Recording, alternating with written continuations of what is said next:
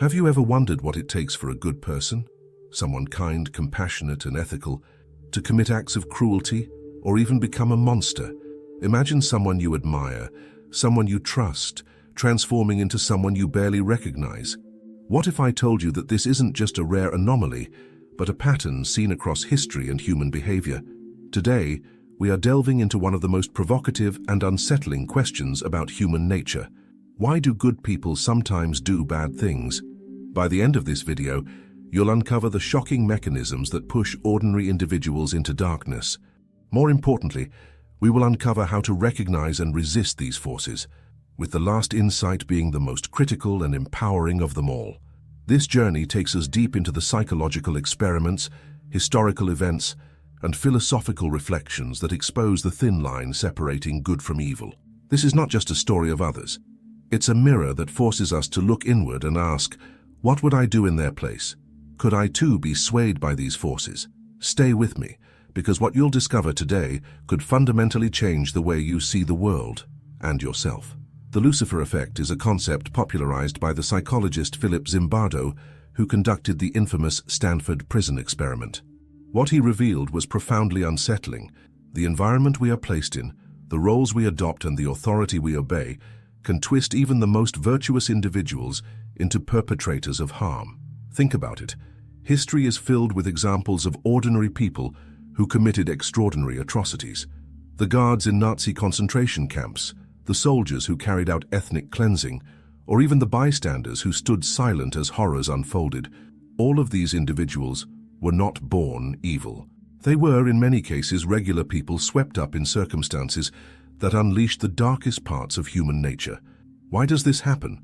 The answer lies in a combination of psychological and social forces that shape behavior. First, there is the power of authority. Psychologist Stanley Milgram's obedience experiments in the 1960s showed that people would go to extreme lengths, even inflicting pain on others, when instructed by an authority figure. In his study, participants were asked to deliver electric shocks to another person, who was actually an actor pretending to feel pain. Shockingly, most participants continued administering shocks, even when they believed they were causing severe harm, simply because they were told to do so. Now think about your own life. How often do we follow instructions without questioning them, whether it's from a boss, a leader, or even societal norms? What would you do if someone in a position of power asked you to compromise your morals for the greater good? Another critical factor is the concept of dehumanization. When we strip others of their humanity, labeling them as the enemy, subhuman, or less than, it becomes easier to justify acts of cruelty. This is a tactic used time and again in propaganda, war, and even everyday conflicts.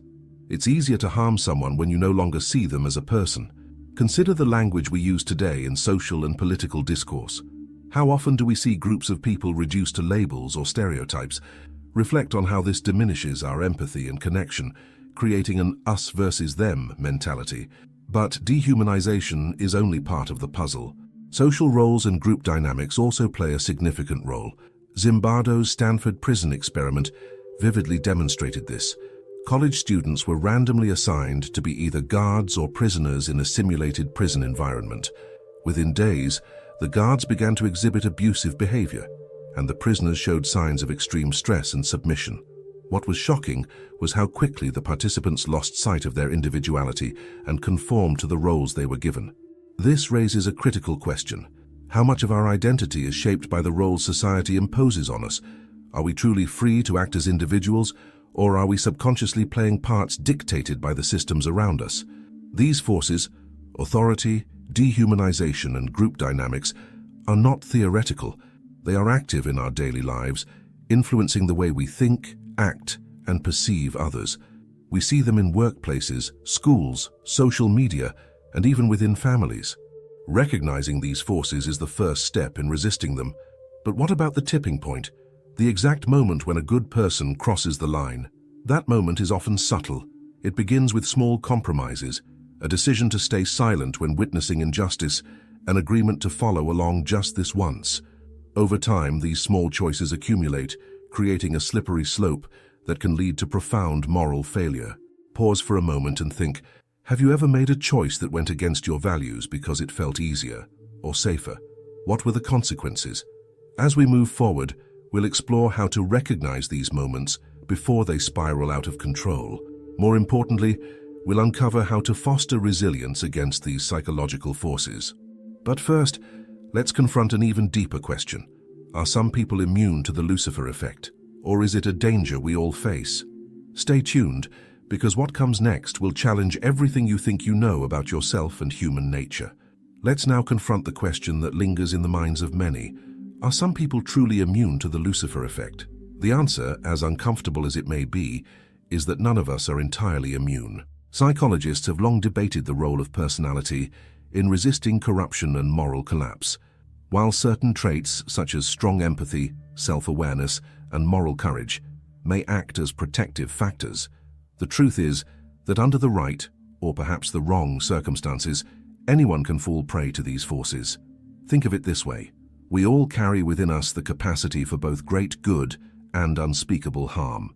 This duality is a recurring theme in literature, religion, and philosophy. Carl Jung, the renowned Swiss psychiatrist, described this as the shadow aspect of our psyche, the darker, often repressed parts of ourselves that we are reluctant to acknowledge. Jung believed that to fully understand ourselves, we must confront this shadow and integrate it into our conscious awareness. Have you ever felt a surge of anger or envy so intense that it surprised even you? Have you ever said or done something in the heat of the moment that you later regretted deeply? These are glimpses of the shadow at work. Left unchecked, this shadow can grow and manifest in ways that align with the Lucifer effect. But here's the hopeful part. Awareness is our greatest defense. By understanding the psychological mechanisms that lead to moral collapse, we gain the power to resist them. So let's delve deeper into how these forces operate in the real world and how we can counteract them. One of the most insidious mechanisms is something psychologists call moral disengagement. This concept, introduced by psychologist Albert Bandura, explains how individuals rationalize harmful behavior to avoid feeling guilt or remorse. For example, someone might convince themselves that everyone else is doing it, or that the ends justify the means. These rationalizations create a psychological distance between the individual and their actions, making it easier to justify wrongdoing. Consider how this plays out in everyday scenarios. A student might cheat on an exam, telling themselves it's just a one-time thing. A manager might treat employees unfairly, believing it's necessary to meet company goals. In these moments, moral disengagement allows people to act in ways that contradict their values. The antidote to this is what some psychologists refer to as moral vigilance. This involves actively questioning our actions and their consequences, even when it's uncomfortable. It means asking ourselves, am I justifying something that deep down I know is wrong? Another powerful tool is the cultivation of empathy. Empathy acts as a counterbalance to dehumanization. When we truly see others as complex, feeling individuals, people with hopes, fears, and dreams, it becomes much harder to harm them. This is why storytelling, art, and genuine human connection are so vital. They remind us of our shared humanity and break down the barriers that divide us. But what about the societal level? How do we address the larger systems and structures that perpetuate harm and enable the Lucifer effect on a grand scale? This is where the role of leadership and collective responsibility becomes crucial. History has shown us that charismatic leaders can either uplift or corrupt entire societies. Adolf Hitler, for example, manipulated fear and prejudice to justify atrocities. On the other hand, leaders like Mahatma Gandhi and Martin Luther King Jr. used their influence to inspire positive change and resistance against injustice. This brings us to a pivotal question: what kind of leader do we choose to follow, and what kind of influence do we exert on others? Even if we're not in positions of traditional authority, we all have influence, within our families, communities, and workplaces. The question is whether we use that influence to promote compassion and fairness or to perpetuate harm and division. Reflect for a moment on your own life. Who are the people you look up to? What values do they embody? And equally important, what kind of example are you setting for those who look up to you? As we examine these forces, authority, moral disengagement, dehumanization, and leadership, it's clear that the battle between good and evil is not just external. It's an internal struggle that each of us faces daily. But here's the empowering truth. Just as circumstances can lead people astray, they can also guide us toward extraordinary acts of kindness, courage, and integrity. The same mechanisms that create monsters can also create heroes. So, how do we ensure we stay on the path of good? How do we cultivate the strength to resist the pull of the Lucifer effect when it arises? The answers lie ahead. In the next section, we'll uncover practical strategies for recognizing and resisting the forces that lead to moral failure. These strategies have been tested by psychologists, spiritual leaders, and ordinary individuals who have faced extraordinary challenges. And remember, the final insight we'll explore is the most transformative of all, a realization that could change not only the way you see others, but also how you see yourself. To resist the forces that can lead us astray, we must first understand that awareness alone is not enough. While recognizing the psychological mechanisms of the Lucifer effect is a crucial step, we need actionable strategies to counteract their influence. Let's explore these strategies, beginning with the concept of moral courage. Moral courage is the ability to act ethically and stand up for what is right, even in the face of fear, opposition, or personal loss. It's what drives someone to speak out against injustice, to protect the vulnerable, or to admit a mistake when it would be easier to stay silent.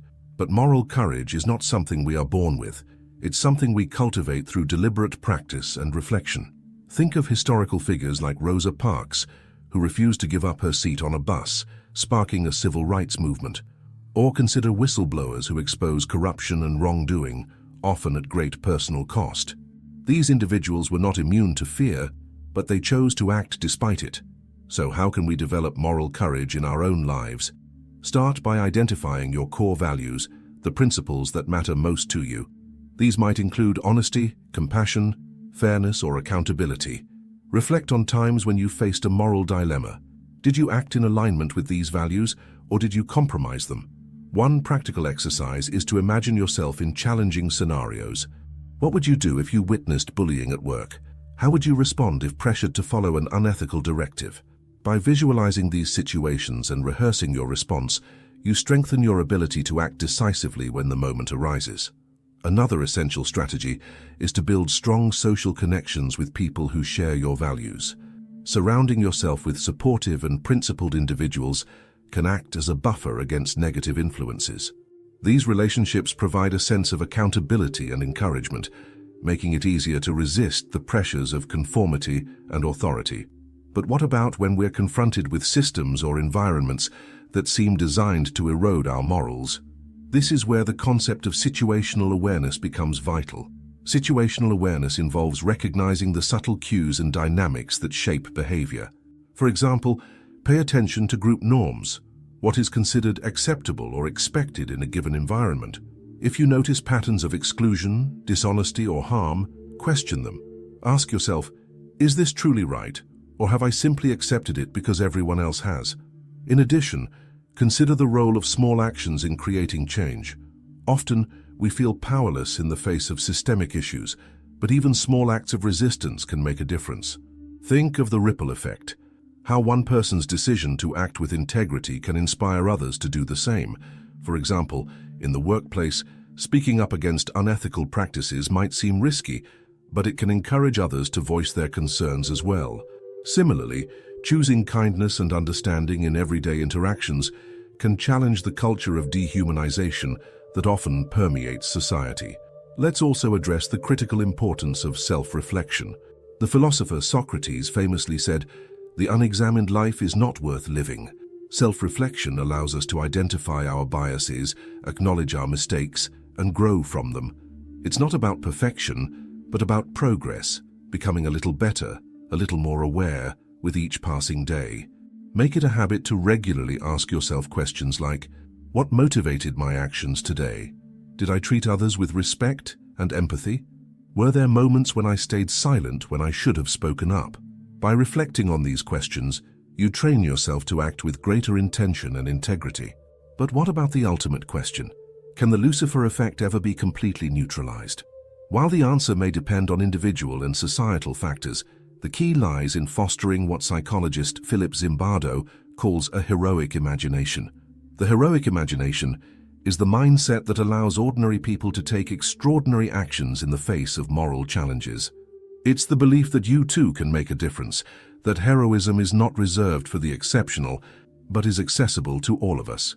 To cultivate this mindset, start by looking for opportunities to practice small acts of heroism. These might include standing up for someone being treated unfairly, volunteering to help those in need, or simply choosing kindness over indifference in your daily interactions. It's also helpful to study the lives of those who have exemplified heroism. From historical figures to modern-day changemakers, their stories remind us that courage and compassion are within our reach. At this point, you might be wondering, what is the most powerful insight of all? What final realization can truly transform the way we see ourselves and the world? That answer lies in understanding the profound interconnectedness of humanity. The line between good and evil does not run between groups of people or nations. It runs through every human heart. As Alexander Solzhenitsyn once wrote, the battle line between good and evil runs through the heart of every man. This realization is both humbling and empowering. It reminds us that we are all capable of both harm and healing, but it also gives us the agency to choose. Every moment presents a new opportunity to act with integrity, to resist the pull of darkness, and to contribute to a world rooted in compassion and justice. Stay with me, because in the final part, we'll dive even deeper into how these ideas can be applied to your own life. Together, we'll uncover practical steps to not only resist the Lucifer effect, but to become a force for good in a world that desperately needs it. At this point, we've uncovered the psychological mechanisms that can turn good people toward darkness: authority, moral disengagement, dehumanization, and the influence of group dynamics. We've explored how awareness, moral courage, empathy, and self-reflection serve as defenses against these forces. Now let's focus on what you can do, starting today, to become not just resilient, but a source of light in challenging circumstances. The first step is to recognize your influence. No matter how small or insignificant your role may seem, you have the power to shape the environment around you. In every interaction, you contribute to the norms and values that guide others. Are you fostering a culture of kindness, fairness, and accountability, or are you silently allowing harmful behaviors to persist? Consider the story of someone who changed the course of history through seemingly small actions: Oskar Schindler, a German industrialist during the Second World War. While initially motivated by profit, Schindler used his resources to save the lives of over 1,000 Jewish people from the Holocaust. His story is a testament to how a single individual, even amidst one of history's darkest chapters, can make a profound difference. You don't need extraordinary circumstances to follow this example. You can start in your own community, workplace, or even within your family. Speak up when you see injustice. Offer support to someone who feels isolated. Challenge stereotypes and assumptions that divide people. These small acts, when multiplied, have the power to transform not only individual lives but entire communities. Another vital step is to educate yourself and others. Knowledge is one of the most effective tools against manipulation and moral erosion. Study history, psychology, and philosophy to deepen your understanding of how and why people make the choices they do. Share this knowledge with others, not to preach or lecture, but to spark meaningful conversations that inspire reflection and growth. For example, have you ever considered how much the stories we consume influence our thinking? Films, books, and media often shape our perceptions of good and evil, right and wrong. By seeking out narratives that challenge your assumptions and broaden your perspective, you build a more nuanced and compassionate understanding of the world. Let's also talk about resilience in the face of pressure. Standing up for what is right often comes with risks: social rejection, professional consequences, or even personal loss. This is why resilience is so crucial. Resilience doesn't mean being fearless. It means continuing to act in accordance with your values even when fear is present. To build resilience, focus on practices that strengthen your mental and emotional well-being. These might include mindfulness meditation, journaling, or seeking guidance from mentors and trusted friends. Surround yourself with a community of people who uplift and inspire you. Resilience is not something you build alone. It thrives in connection with others. But what happens when we fail? Because inevitably we will.